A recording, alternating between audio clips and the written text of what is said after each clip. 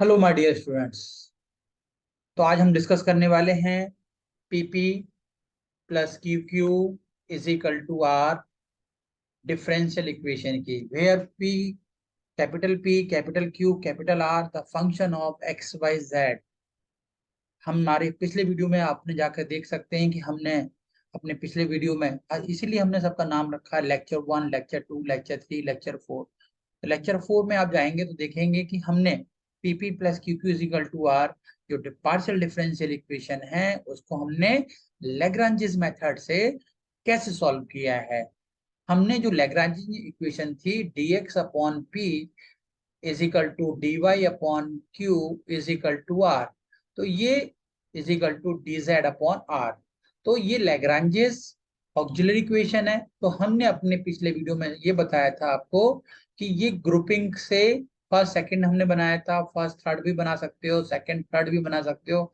ये तीन टाइप के ऑप्शन है, तीनों को आप सॉल्व कर सकते हो। लेकिन अब प्रॉब्लम ये है कि अगर ग्रुपिंग से क्वेश्चन नहीं हो पाता है तो आप क्या करेंगे। हमने आपको अपने वर्किंग रूल में बताया था कि हम उसमें मल्टीप्लायर मेथड का यूज करेंगे। अगर मल्टीप्लायर मेथड से नहीं होता तो हम एक ग्रुपिंग भी कर सकते हैं और दोनों का यूज कर सकते हैं, मल्टीप्लायर और ग्रुपिंग बोथ। तो कुछ क्वेश्चन ऐसे भी होंगे जो कि आसानी से ग्रुपिंग से सॉल्व नहीं होंगे। तो आज का जो वीडियो लेक्चर है वो इसी पर आधारित है कि हम किस तरीके से हम उसमें मल्टीप्लायर मेथड का यूज करेंगे। तो सबसे पहले स्टार्ट करते हैं एक क्वेश्चन की, जो कि हम लेते हैं स्टार्ट कि हमारे पास अगर हम कंपेयर करें, अगर मैं कंपेयर करूं तो आपको ये यहाँ पर दिखाई दे रहा होगा कि P P plus Q Q is equal to R. तो आपको एग्जाम में साफ दिखाई दे जाएगा कि ये P P plus Q Q is equal to R partial differential equation है। तो हमें इसको लैग्रांजियस से सॉल्व करना है। अगर आपके दिमाग में क्वेश्चन आएगा कि सर इस फॉर्मेट में नहीं होगा, तो हमारा जो नेक्स्ट टॉपिक है non linear partial differential equation, उसमें हम यूज करेंगे स्टैंडर्ड फॉर्म 1, 2, 3, 4, चार स्टैंडर्ड फॉर्म में। अगर इसमें नहीं होगा तो, है ना, अगर इस फॉर्मेट में है तो आपको लैग्रांजेस ऑक्सिलरी इक्वेशन का यूज करके आपको सॉल्व करना है। क्लियर। अब हम अब यहाँ पर कंपेयर करके आप देख सकते हो कि यहाँ पर ये सारी चीजें हैं क्या। जैसे मैं मुझे दिखाई दे रहा है कि भाई ये जो दिखाई दे रहा है मुझे पी का, स्मॉल पी का कोफिशिएंट ये आपका कैपिटल पी है, और जो स्मॉल क्यू का कोफिशिएंट है ये आपके पास कैपिटल क्यू है, और ये जो राइट साइड में दिखाई दे रहा है आपके सामने ये कैपिटल आर है। ये तो बहुत आप आसानी से ना निकाल लोगे कि सर ये तो हम कंपेयर कर सकते हैं। गुड। हम वो चीजें हम यहाँ लिखेंगे कि here capital P is equal to X into Y minus Z. Clear. मैं कैपिटल क्यू की अगर बात करूं तो Y into Z minus X होगा। अगर मैं कैपिटल आर की बात करूं तो जेड एक्स माइनस वाई होगा। ये चीज आपने बहुत आसानी से कंपेयर कर ली होगी ना। Lagrange's Lagrange's ऑक्सिलरी इक्वेशन की बात मैं कर रहा हूं। जैसा अभी मैंने डिस्कस की थी आपके साथ, dx upon p dy upon q and dz upon r। Okay. अब p और q की वैल्यू आपके सामने मुझे दिखाई दे रही कि p q मैं यहाँ रख सकता हूं, तो मैं यहाँ पुट कर दूं dx upon x into Y minus Z dy upon y into Z minus X and dz upon, मैंने कुछ भी नहीं किया है, सिर्फ कैपिटल P Q R की वैल्यू को मैंने पुट किया है। ये मैं इनको नॉमिनेट कर दे रहा हूँ 1, 2, 3, फर्स्ट सेकंड थर्ड का मैंने नाम दे दिया। जैसा कि मैंने अपने पिछले वीडियो लेक्चर 4 में बताया था कि मैं ग्रुपिंग का यूज मैंने उसमें किया था सारे क्वेश्चंस में, ठीक है। तो मैंने फर्स्ट टू लिया था, फिर सेकंड थर्ड ले लिया था, ये भी बताया कि फर्स्ट थर्ड भी ले सकते हैं। अब क्या यहाँ आपको कहीं दिखाई दे रहा है कि मैं फर्स्ट टू लेके सॉल्व कर सकता हूँ?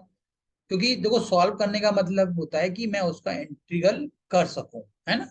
अगर मैं ग्रुपिंग भी लेता हूँ तो इंटीग्रल होने चाहिए। अगर मैं यहाँ से कहीं से भी लेता हूँ फर्स्ट टू, तो मुझे कहीं भी दूर दूर तक नहीं दिखाई दे रहा कि इसका इंटीग्रल पॉसिबल हो पाएगा। अगर हो जाता है तो बहुत अच्छी बात है, तो ग्रुपिंग इज द बेस्ट। लेकिन यहाँ पे ऐसा नहीं हो रहा है। अब मैंने दिमाग लगाया कि अब मुझे क्या करना होगा। अब मुझे, मेरे पास एक और मेथड है, वो है मल्टीप्लायर मेथड, है ना। अब मल्टीप्लायर होता क्या है मैं आपको थोड़ा सा बता दूं। जैसे मान लो एक फ्रैक्शन है 1/2, एक फ्रैक्शन है 2/4, और एक फ्रैक्शन है 3/6। ये तीनों ही इक्वल हैं। देखो 1/2, 2 1 जा 2, 2 2 जा 4, 3 1 जा 3, 3 2 जा 6, तो तीनों ही इक्वल हैं। अब मैं आपसे बोल रहा हूँ ये तीन फ्रैक्शन हैं, तीनों ही इक्वल हैं, और मुझे ना एक नया फ्रैक्शन बनाना है, तो मैं कैसे बनाऊंगा? तो मैं मल्टीप्लायर कर दूंगा। जैसे जैसे मैंने मल्टीप्लाई किया इसमें 1 का 1 में किया, चलो 1 का, 2 में मैंने 2 का किया, और 3 का मैंने 3 का किया। आप कोई और नंबर ले सकते हो। तो अब मैं बना रहा हूं, तो 1 का मतलब है 1 × 1।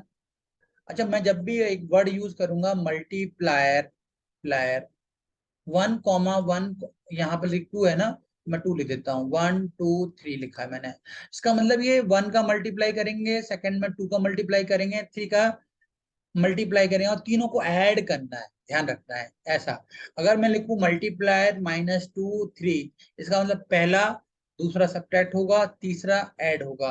अगर मैं लिखा -1 -2 -3, मतलब पहला माइनस आएगा, सेकंड वाला भी माइनस आएगा, तीसरा वाला भी माइनस आएगा, मतलब 1 का मल्टीप्लाई, ये ध्यान रखना है। तो 1 × 1 प्लस 2 और सबको ऐड भी आप देख रहे हैं, 1 2 3 है ना। अब मैं इसकी बात नहीं कर रहा, मैं अपने मल्टीप्लायर की बात कर रहा हूँ अब, है ना। तो 1 2 × 2, और तीसरे में क्या है, 3 × 3। अच्छा, जो काम आपने ऊपर किया है वही काम आपको सेम नीचे भी करना है। ये बहुत इंपॉर्टेंट है। मल्टीप्लायर हर किसी समझ नहीं आती, दिक्कत आती है इसको, समझ लीजिए आप इस तरह कि सेम मल्टीप्लाई आपने ऊपर किया तो सेम मल्टीप्लाई आप नीचे भी करेंगे। तो 1 × 2, है ना, तो 1 × 2, 2 × 4, नीचे वाला जो नंबर है आपको उसके साथ मल्टीप्लाई करना पड़ेगा, एंड 3 × 6, 3 × 6। अब मैं देखना चाहता हूँ सॉल्व करके। 1 × 1 1 प्लस 2 × 2 4 प्लस 3 × 3 9 अपॉन 2 × 1 2, 4 × 2 8, 8 प्लस 6 × 3 18 आ गया। अगर मैं थोड़ी बात करूँ तो ऊपर का सम कितना होना चाहिए आपके हिसाब से, 9 + 4, है ना, और ये 4 प्लस दैट इज द 14, है ना। नीचे की बात करो 18 + 2 20, 20 + 8 28। तो आप कहीं ना कहीं ये दिखाई दे रहा होगा कि यार मैंने मल्टीप्लाई किया, ऊपर नीचे सेम किया, तो मेरा भी आंसर वही आ रहा है जो ये फर्स्ट सेकंड थर्ड, तो तीनों ही आपके पास बराबर फ्रैक्शन है। देख रहे हैं आप, तीनों ही, चारों फ्रैक्शन की अगर मैं बात करूं तो चारों, लेकिन मैंने क्या किया, इन तीनों की हेल्प से एक नया फ्रैक्शन बनाया ना। बना सकते हैं आप, अगर आपको ऐसा लगता है सर मैं तो और बना सकता हूँ, बिल्कुल ठीक है, वो आपका ना नेक्स्ट फिफ्थ नंबर का फ्रैक्शन हो जाएगा। अगर कोई और आपको मल्टीप्लायर करना है, ये चीज अब इसमें यूज होनी है। कभी कभी हमें क्या हुआ, हमने एक फ्रैक्शन बनाया, जैसे तीन फ्रैक्शन लेग्रांजेस के दे रखे हैं, और इसके बाद मैंने एक चौथा बनाया मल्टीप्लायड से, वो भी इन तीनों को बराबर होगा, लेकिन मेरा सॉल्यूशन तो निकला नहीं।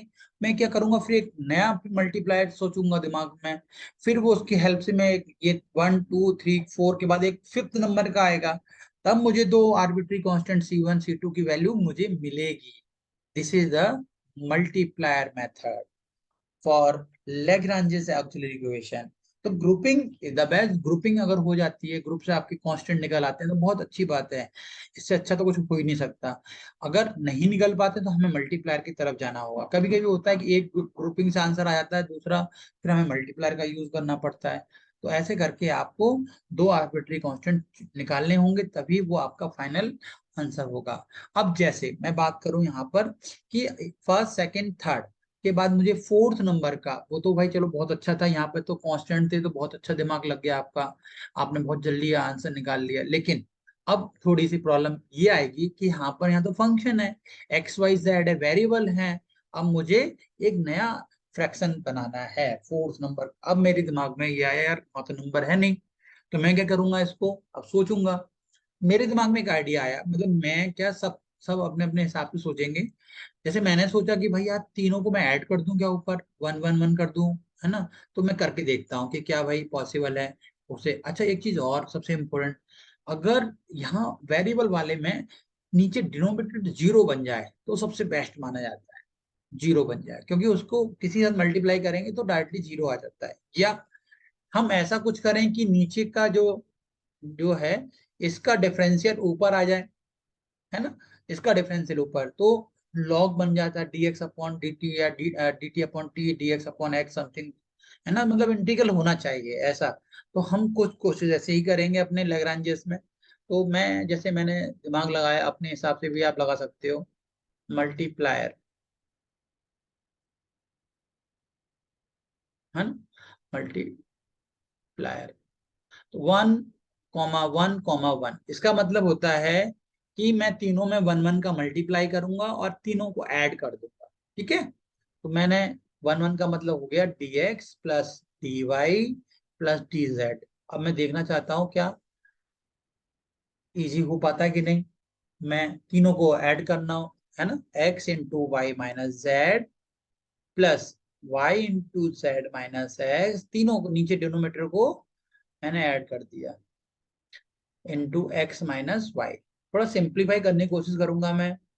dx plus dy plus dz upon, बहुत आराम से करने की जरूरत है कि मल्टीप्लाई थोड़ा सा धीरे धीरे समझ में आता है, लेकिन स्ट्रांगली आप समझ जाओगे उसको। X Y minus X Z plus Y Z minus Y X plus Z X minus Z Y. अब मैं कोशिश करता हूँ कुछ कट जाए तो अच्छा है, आपके लिए भी फायदा है, बहुत जल्दी आंसर आ जाए। तो वो एक्स वाई को मैं कहाँ से काटूंगा, एक्स वाई से एक्स वाई कट जाएगा, एक्स जेड से कहाँ से काटूंगा, एक्स जेड से एक्स जेड कट जाएगा, वाई जेड से वाई जेड। तो आप यहाँ देख पा रहे हो कि सर ये तो ना आपका जीरो आ गया। ये तो मैं चाह भी रहा था कि डिनोमीटर अगर जीरो आ जाए तो बहुत अच्छी बात है, उसका इंटीग्रल हम बहुत आसानी से, ये मेरा जो है फोर्थ नंबर का, फोर्थ नंबर का ये फ्रैक्शन आ गया। तो किसी दिमाग में तो नहीं आ रहा कि भाई ये ना सर जीरो आ गया, ये तो ना आपका इनफाइनाइट हो जाएगा, नहीं, ये भी फ्रैक्शन आपके उन तीनों फ्रैक्शन के बराबर है। ऐसा नहीं है, हमने इन तीनों की हेल्प से तो बनाया है। ये चीज अभी हमने न्यूमेरिकल में प्रूफ किया था कि तीनों की हेल्प से ही हम चौथा बनाएंगे, है ना, हमें जरूरत पड़ी तो पांचवा ही बनाएंगे एक नया। तो ये भी हमारा उन तीनों के बराबर है। अब आप क्या करेंगे, अपने पास अब टोटल चार फ्रैक्शन हो गए। अब इन चारों का यूज हम कैसे करें, तो हम फोर्थ और थर्ड को ले लें। तो फ्रॉम थर्ड एंड फोर्थ, ठीक है, ऐसे क्लियर। तो थर्ड क्या था आपका, dz over of z into X minus Y, और फोर्थ तो आपने अभी भी सॉल्व किया है, dx plus dy plus dz upon zero. अब जीरो का मल्टीप्लाई इधर करूंगा तो ये आपका कितना आ जाएगा, dx plus dy plus dz is equal to zero. Clear, बहुत अच्छा, जीरो को मल्टीप्लाई किया, this will this, on integrate, on integrate, बहुत आसानी से समझना है इसको, बोथ साइड। तो आपका आंसर क्या आ जाएगा, x प्लस वाई में डायरेक्ट कर दिया, ठीक है। This is the first constant आपका आ चुका है, ठीक। ये ऐसे आप आसानी से, अब ग्रुपिंग तो भाई बनी नहीं, तो अब मुझे क्या करना पड़ेगा, दूसरा मल्टीप्लायर मुझे ढूंढना होगा कि यार दूसरा मल्टीप्लायर अब कैसे ढूंढूं मैं। पहला तो मैंने ढूंढ लिया कि भाई सर ने बोला कि जीरो बना सकते हैं तो जीरो बना लो। अब मुझे दूसरा भी ढूंढना है, ये और नई चीज आ गई आपके साथ कि भाई एक मल्टी, क्योंकि कुछ क्वेश्चन ऐसे आएंगे, और जो जिस क्वेश्चन को मैं ये करा रहा हूँ ये कम से कम 5 to 6 टाइम आपके आरजीपी में भोपाल में आया है, इसीलिए मैं आपको सारी चीजें आराम आराम से बता रहा हूँ, है ना। अब अगेन हम बात करते हैं, अब अगेन मल्टीप्लायर क्या लूंगा मैं, भाई मुझे दोबारा सोचना पड़ेगा, मैंने 1 1 लिया था अभी, अब मुझे दूसरा भी चाहिए। अब अगेन मल्टीप्लायर प्लायर, अब मैं सोचूंगा क्या, यार ये बताओ कि दोबारा जीरो बन सकता है क्या, जीरो इज द बेस्ट है, तो मैं दोबारा ट्राई करूंगा। जैसा मैं सोच पा रहा हूँ कुछ कुछ है कि देखो मैं अगर मैं 1/x का यहाँ मल्टीप्लाई करूँ तो एक्स एक्स कट जाएगा, यहाँ मैं 1/y का मल्टीप्लाई करूँ तो 1/y कैंसिल, y कैंसिल हो जाएगा। अगर मैं यहाँ z 1/z का मल्टीप्लाई करूँ तो ये, तो क्या ये जीरो हो सकते हैं, y माइनस जेड, ये काम थोड़ा रफ पे करना होगा, z माइनस वाई, तो ये देखो y y कैंसिल हो गया, z z हो गया, फिर जीरो बन गया, लो जो अपन बात कर रहे थे कि हमने दोबारा हिट एंड ट्रायल करके देखता हूँ, वो हो गया। तो इसका मतलब मैं जो मेरा नया मल्टीप्लायर होगा वो होगा आपका 1/x comma 1/y comma 1/z होगा। ये मेरा नया मल्टीप्लायर होगा। अब आपके दिमाग में सर हम लोग कैसे सोचेंगे? ऐसे ही सोचना जैसे मैं सोच रहा हूँ। तो मैं नया मल्टीप्लायर लिखूंगा यहाँ पर। क्या लिखूंगा? 1/x comma 1/y 1/z। ठीक है। अब मैं मल्टीप्लाई करता हूँ 1/x का।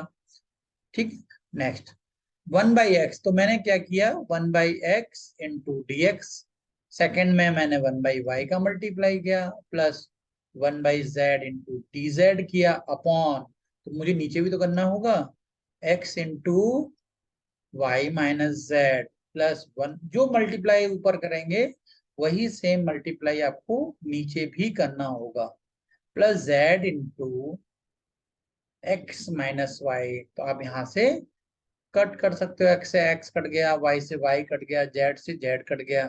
तो आप आपके सामने क्या मिला? 1/x dx plus 1/y dy plus 1/z dz upon, नीचे देखते हैं क्या बचेगा? y minus Z, z minus x और x माइनस वाई।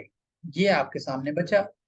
ये y से y कैंसिल हो जाएगा, z से z हो जाएगा, x से x हो जाएगा। तो आपने यहाँ क्या देखा? 1/x dx plus 1/y dy plus 1/z dz upon में क्या लिखूंगा मैं इसको?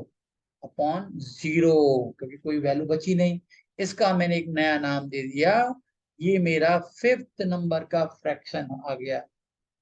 मतलब है ना, 3 हमारे पास थे, 3 की हेल्प से मैंने 2 नए और बना लिए। फोर्थ और फिफ्थ, क्योंकि मुझे 2 आर्बिट्री कांस्टेंट चाहिए, मैं कहाँ से लेके आऊंगा? अब ये फिफ्थ का यूज किसी के साथ कर लो, चाहे फोर्थ के साथ कर लो, चाहे सेकंड के साथ कर लो, चाहे first from third and third ही ले लिया, third and fifth, second and fifth ले सकते हो, जो भी आपको अच्छा लगे, क्योंकि वो तो जीरो का मल्टीप्लाई होगा, तो वो तो सारे जीरो ही देने वाला है। Is equal to D X 1/x dx plus 1/y dy plus 1/z dz। इसलिए मैंने जानबूझ के ऐसा क्वेश्चन लिया, यहाँ पर आपको 2 बार मल्टीप्लायर लगाना पड़ा।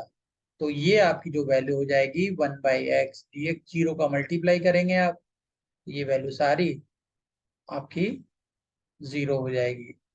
तो 1/z into D Z is equal to 0 on integrate.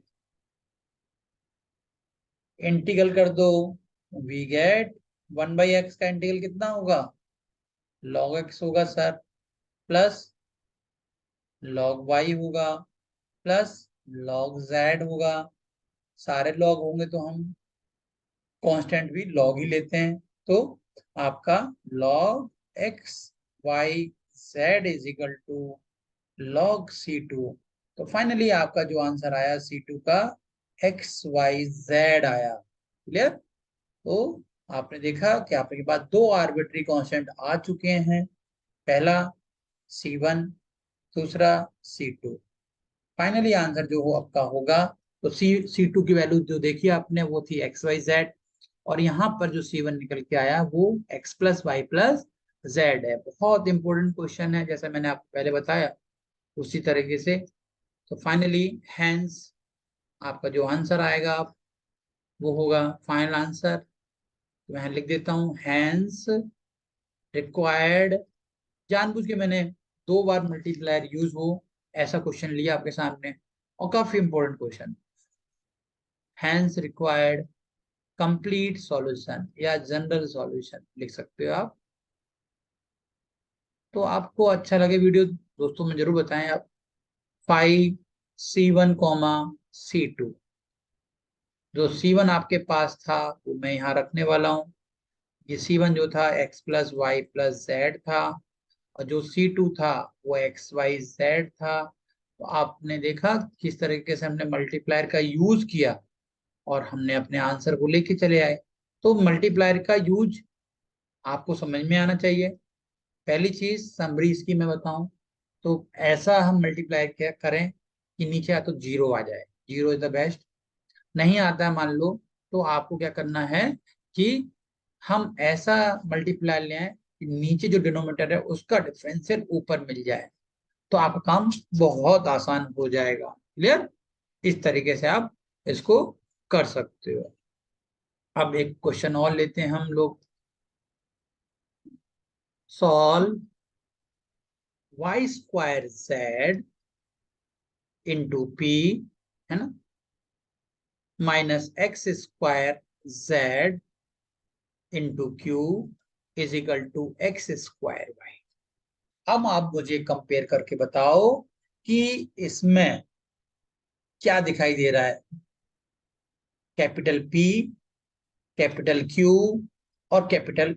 तो जैसा आप देख पा रहे हैं, ये जो मैंने मार्क किया है ये आपकी कैपिटल पी की वैल्यू है। ये जो आपने मार्क किया है मैंने अभी, ये आपके सामने कैपिटल क्यू है। ये जो मैंने मार्क किया है आपके सामने, ये आर है। तो capital P P, P P plus Q Q is equal to R, इससे हमने कंपेयर किया। So here capital P is equal to Y square Z, Q is equal to minus X square Z, और R is equal to X square Y. Lagrange's, ये भी important question है, 1 2 3 4 time आ चुका है RGP में।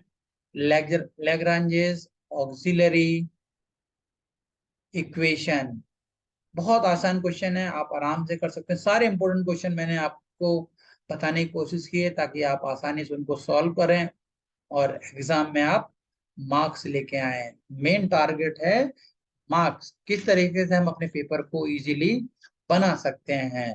तो मैं यहाँ पर ही वैल्यू रख देता हूँ, dx upon Y square Z dy upon minus of X square Z is equal to dz upon X square Y.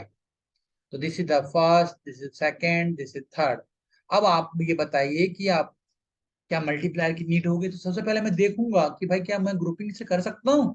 तो मैंने ग्रुपिंग में ध्यान दिया कि यार जेड से जेड कट जाएगा और एक्स स्क्वायर मल्टीप्लाई कर दूंगा तो इंटीग्रल तो हो जाएगा। तो ग्रुपिंग की मुझे यहाँ नीड नहीं है। तो आई थिंक हम चलते हैं, सॉरी मल्टीप्लायर की नीड नहीं है, ग्रुपिंग से ही काम हो जाएगा। मैं पहले ट्राई कर लेता हूँ फर्स्ट एंड सेकंड से क्या सक्सेस है। तो ये X D X upon Y square Z आ जाएगा, और डी वाई अपॉन क्या आ जाएगा भाई, ये minus X square Z. Z से जेड तो कैंसिल हो गया, चलो भाई बहुत अच्छी बात है। क्रॉस मल्टीप्लाई तो करना पड़ेगा क्योंकि वेरिएबल सेपरेशन हमने यूनिट 1 में पढ़ा है कि कैसे हम वेरिएबल को सेपरेट कर देते हैं, मतलब एक्स के पास को एक्स को पहुंचा देंगे और वाई के पास वाई पहुंचा देंगे। तो यहाँ आप देख सकते हो एक्स स्क्वायर डी एक्स हो जाएगा और ये माइनस का वाई स्क्वायर डी वाई हो जाएगा। एक तरफ ले आऊं तो ये आपका ऑन इंटीग्रेट ही कर दो आप चाहो तो, या एक तरफ लेके जा सकते हो तो ले आओ, X square D X minus का Y square D Y plus constant.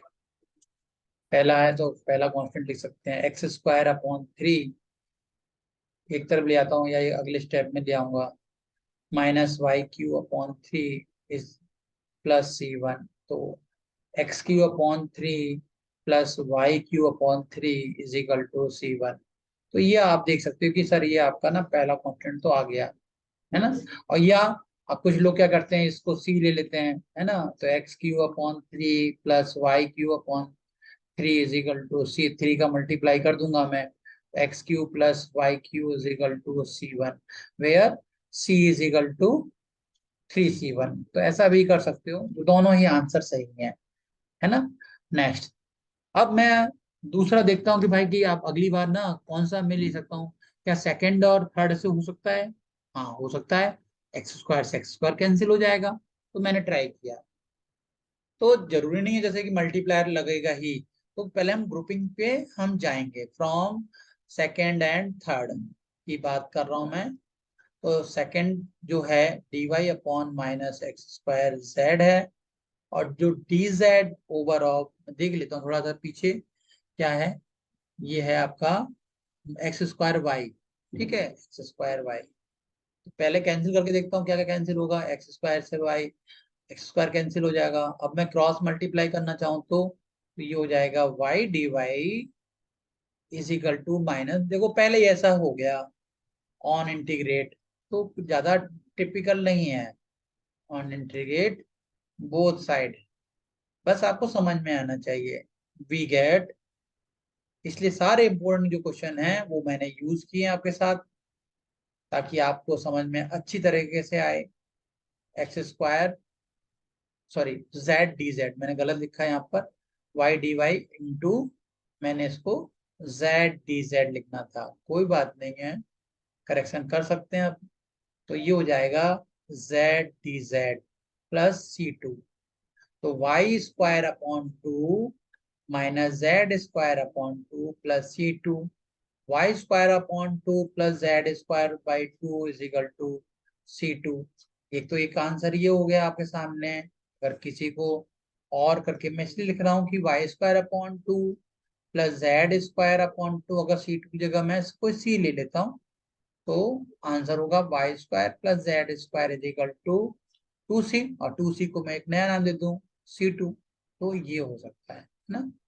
चाहो तो लिख सकते हो C two is equal to two C, C two is equal to two C ऐसा, और नहीं तो ऐसा छोड़ दो, कोई दिक्कत नहीं है ना। तो सी वन और सी टू दो आ गए आपके पास, लेकिन अभी फाइनल आंसर नहीं हुआ है। Hence complete solution, solution is pi of C one comma C two. तो पहला जो आंसर था पाई, क्या था भाई, pi X cube upon three, तो मैं दोनों आंसर लिख देता हूँ, X cube upon three plus Y cube upon three. एक पहला आंसर था Y square upon two plus Z square upon two is equal to zero, एक तो आंसर ये हो गया भाई, ठीक है। और जिन्होंने मल्टीप्लाई किया होगा मैंने उनका भी आंसर लिखा है ना, X cube plus Y cube भी लिखा है, तो वो भी आप लिख सकते हो, तो गलत आपका आंसर नहीं माना जाएगा, ठीक है। Plus Y cube comma Y square plus Z square is equal to zero, तो ये है आपका फाइनल आंसर।